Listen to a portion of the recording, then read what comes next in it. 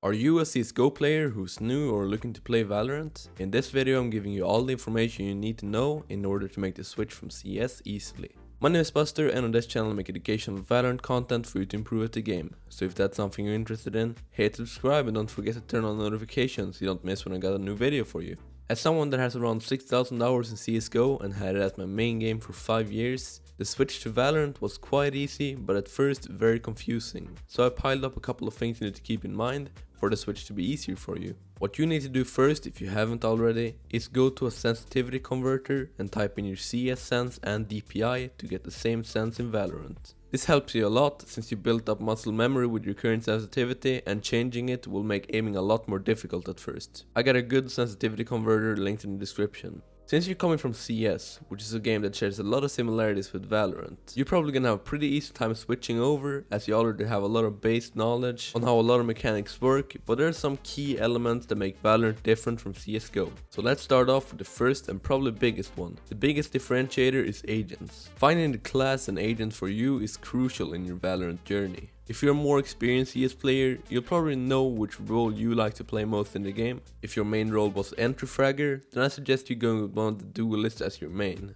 If it was support, then I suggest going for Sage, Breach, Sky or Brimstone, as these all have very effective utility to help your team and support them in all fights. If you like playing Lurk, then I recommend Sova, Killjoy or Cypher, as these usually hold the backline with their traps, and Sova is a very effective clutch agent which you will encounter a lot if you're playing Lurk. Don't take my word for it, but from my experience I believe these agents fit each separate playstyle the best. As always though, I recommend you to try them all out and experiment to find what you like the best. Another thing you need to practice and get used to is abilities. I remember how confused I was in my first game of Valorant, even though I had been watching streams of it for the past week to get a closed beta key.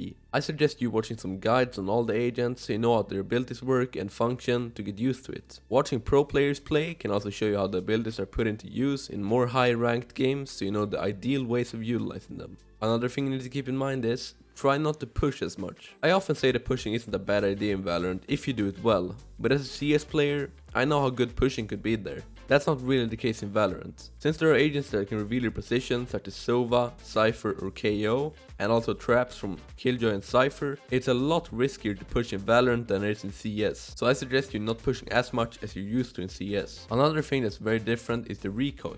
In CS, spraying is basically the main way of shooting since all the guns have recoil patterns you follow, and it's the most effective way of killing someone. But in Valorant, it doesn't really work like that. Spraying in Valorant isn't necessarily bad.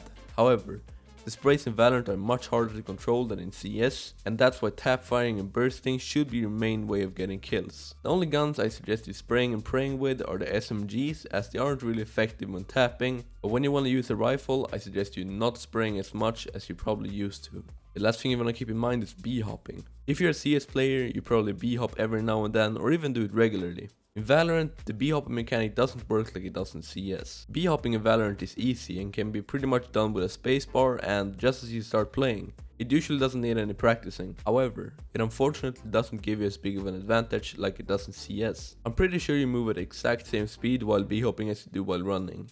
There might be a small increase in speed if you do it perfectly, but it's not major and most times not worth it. You can B-hop through Sage Slow Orb to go a bit faster, and that's the only real scenario it benefits you. I B-hop sometimes because I find it fun, but just know that it doesn't give you a big advantage, so be careful when doing it since you're pretty vulnerable and you might mess up and instead lose speed. If you want to get better at Valorant, click the play on screen right now.